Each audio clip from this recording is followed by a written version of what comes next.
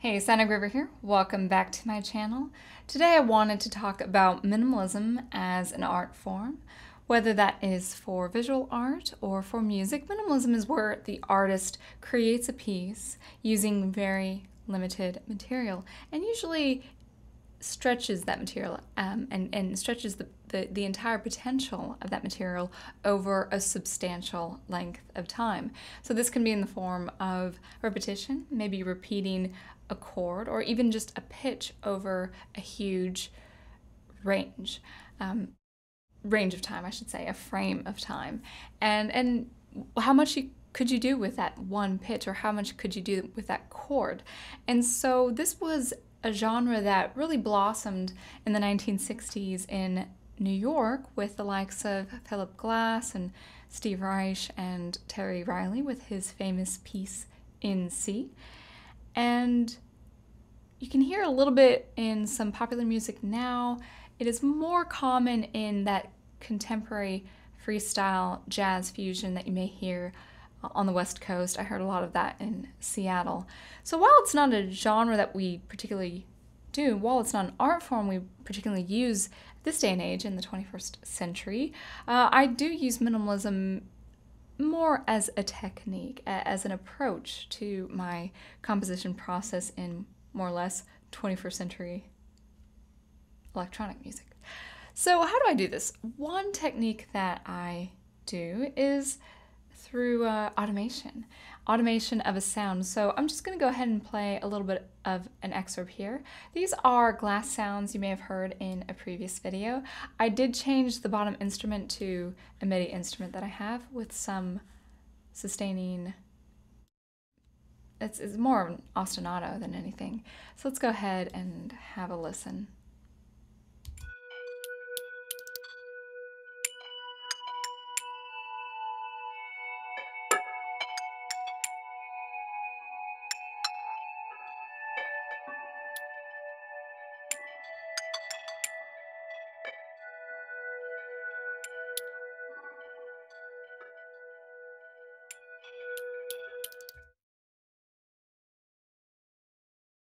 So we will focus primarily on this glass tap here, where we have a very sharp attack, very definitive attack at 0.0 milliseconds, steadily working its way up to 200 milliseconds. I would go further, but that indeed is the max. So that will go from the span of, at 42 seconds to 146 approximately. And we also have other parameters to work with. For instance, scrolling down, we have the attack gain and how I start pretty low, and then over time I get very low. I would actually say, I think I'm going to move this over, maybe up to bar 33, and maybe move this to 49. And we also have our release time, which I don't really mess with right now. As of now, I am still in the composition process. I don't really mess with this until further down the piece. And you can see from a pretty substantial release time of 200 milliseconds, or 1/5 of a second, down to just 10 milliseconds. So just a fraction of a fraction. And then I was just playing with some values here. So this may change depending on what is happening in the piece. And lastly, release gain, which is kind of all over the place. And I did a little bit of inversion here with some smaller values, just to have some variance. So what I'm going to do is I'm going to play this glass tap with this glass scrape. I haven't messed with glass scrape. It's very hard to say. I haven't messed with the glass scrape instrument yet, but we'll see how far we go with the glass tap. So I'm just gonna mess with some values and again work very minimalistically.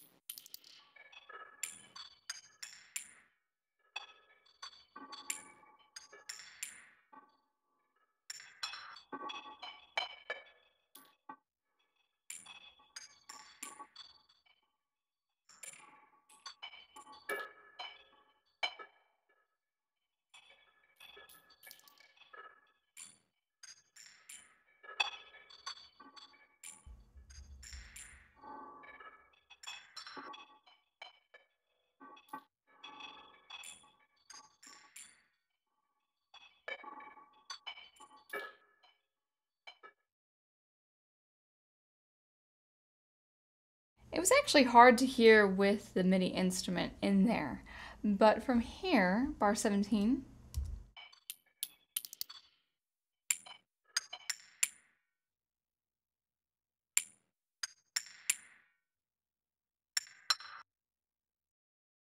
there's that reverb that I did get from Super Collider, but the release is nice and short, I believe. Right, nice and short, so it kind of pulls that back. Whereas with our release gain, that does change around here. So compared to from here, compare bar 17 to 49.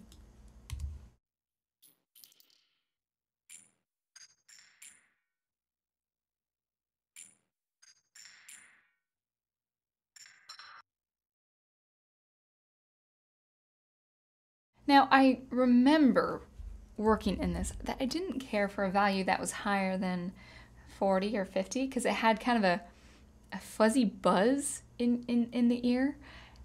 I will go ahead and present it to you just to see if I still don't care for it.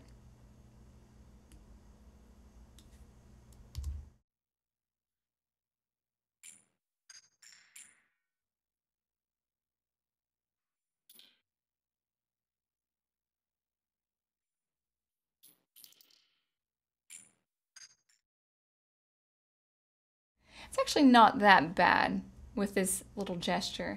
And if you want something that looks like an exponential trajectory, something that is ramping up or ramping down, you have this nice tool here called the automation curve tool.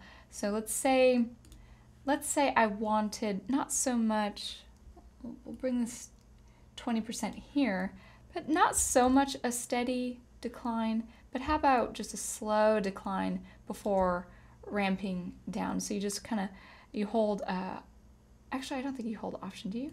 Oh, yes you do, of course, because the menu is on the right. Sometimes I don't think about what I'm doing. So holding Option, and you can see that little icon, that curve tool there, and just pull down like so, or pull up for kind of a slow, steady decline before ramping down. So let's give that maybe up to here. That'd be nice. Let's see what that sounds like.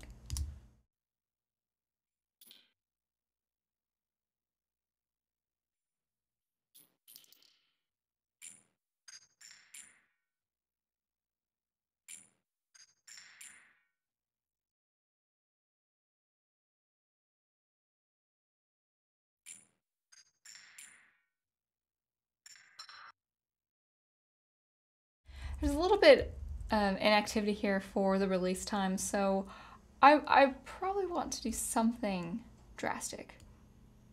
It still will be minimal. The numbers don't say it is, but I think it will be. Let's see.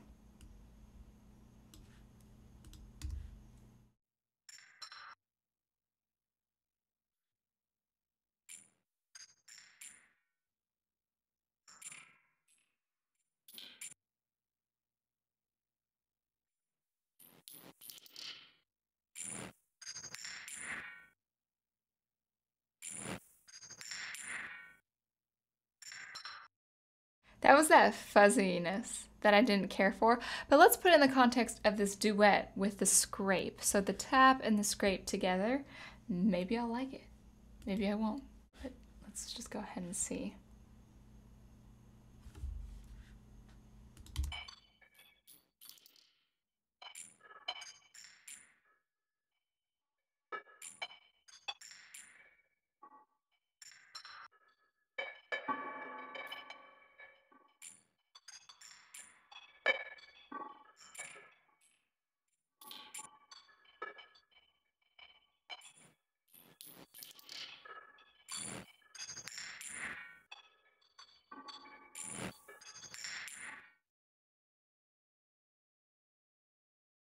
I'm almost convinced not to do that, but let's go ahead and add the MIDI instrument. And of course, this is all going to change when I add more things to this. But I just wanted to say that this kind of approach with automation, I intend to do that with things like noise gate from a MIDI instrument and adding things very slowly. It's not quite layering, it's not quite looping, but it's just slowly just stretching it, pulling it, developing it. And that's a common approach I take with composing this music.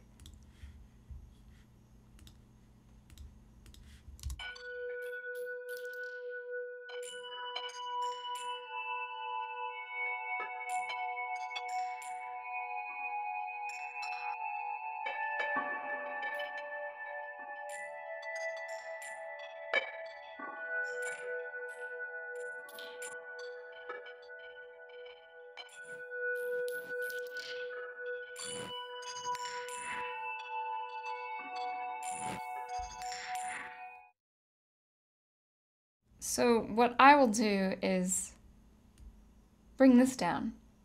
Oh, I think there was a limit. Maybe 66, 70? Let's try 66.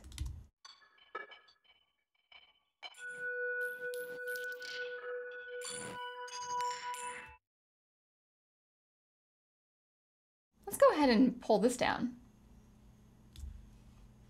Maybe bring this up.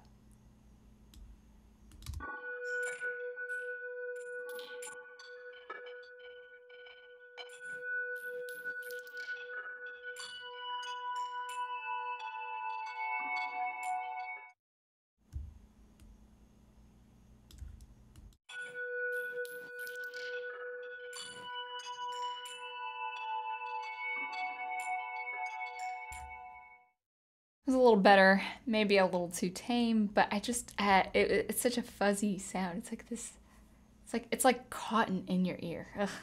Ugh. You can. One reason why I like electronics so much is it's such a visceral experience for me. So if there are sounds I love, it's just because it's like massaging the scalp. But if there are if there are sounds that I don't care for, it's like grating. It's just like nails on a chalkboard. Anyway, so that was a bit of a digression. So I definitely. For my release, I would like a little bit more activity, but I'm not going to mess with that. I'm going to go ahead and try the release time. That seems a little too minimal for my taste. Let me go ahead and what I will do is pull this all the way down.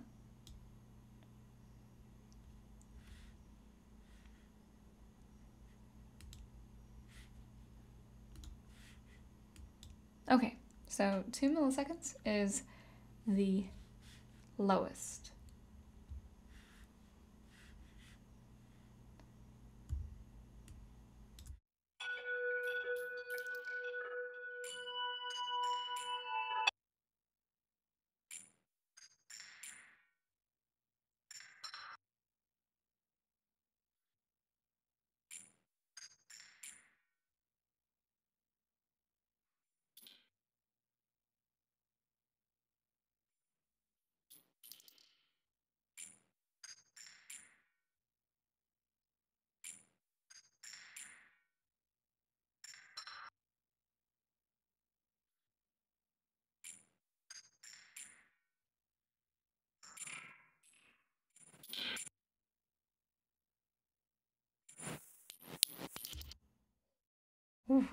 Ooh.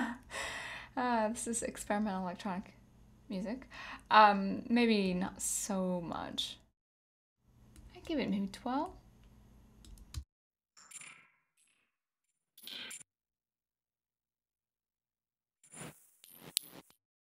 So you can see here how much is being let out, how much is being released. And it's such a dynamic result, it's such a dynamic change. But it's just a nice steady ramp. Let me bring it down.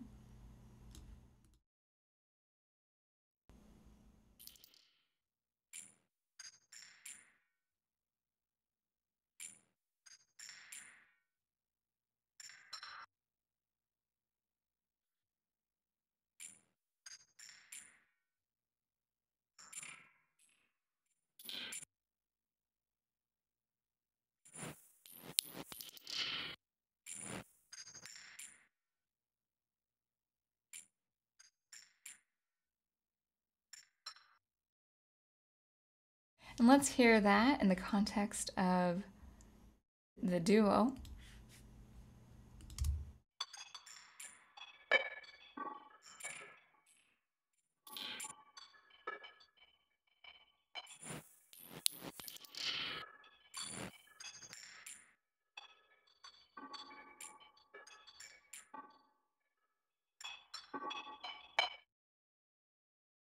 So it's almost like that sound I didn't care for, but it's output it in such a way where I can tolerate it or almost like it.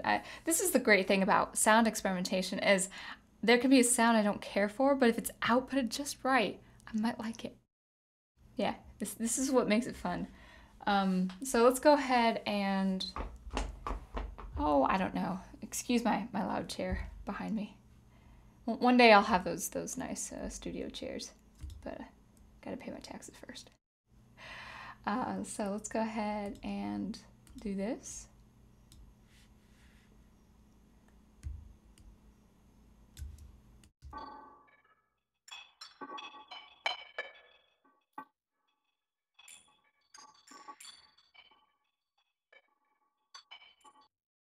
So with that steep drop, you can definitely see it pull back.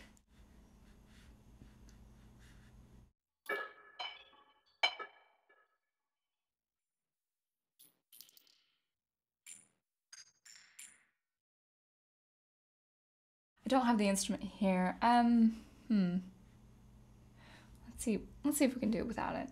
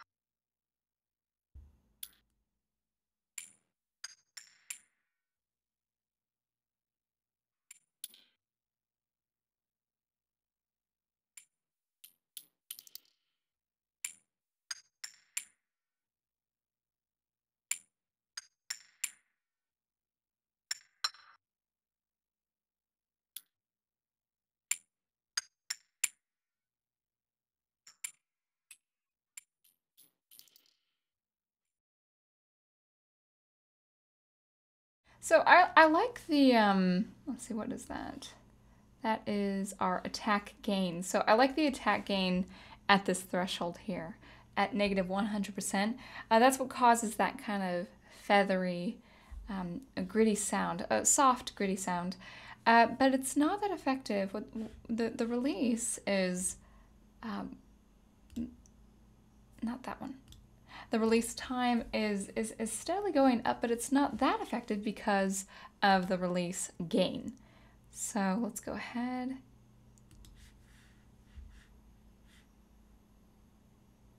and do something dynamic. Let's go ahead and do it this way.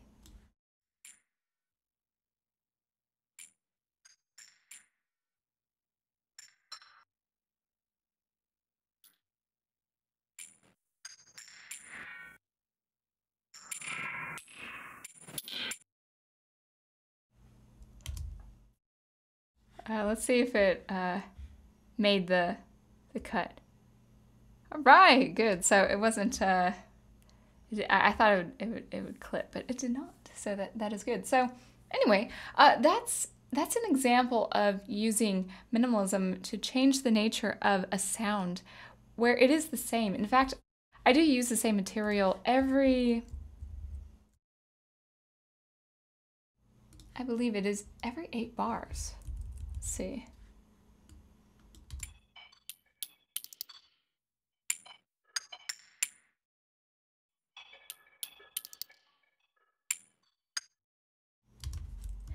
So I use the same material for every 8 bars, and what I hope to do is, after I finish what I want to do with the attack gain, the release, and the release gain, I will explore things like delay and bypassing delay and adding delay, and maybe adding the release or expanding the release time of the delay, or adding tremolo to the delay that just shifts over that stereophonic space. But that's how I use minimalism. That is one approach, and this is just one instrument, but because I am treating this instrument with this approach, this technique, I plan on doing the same for the other instruments. And maybe something like bass I really wouldn't mess with, if there's a pretty solid bass line that I come up with, but these softer sounds, these embellishments, I definitely work on changing that with a minimal trajectory, just kind of moving along and very subtly changing that. So that is a form, not really form, but an approach of minimalism that I use time and time again for my composing, for my composition process. So I hope you enjoyed that. I hope it gives you some ideas how much you can change with just fixing the attack or the attack gain and seeing what happens. So yeah, hopefully you enjoyed that, and always be on the lookout for some sound experimentation every Thursday. Thank you so much for watching and listening, and I will see you next time. Until then, happy composing.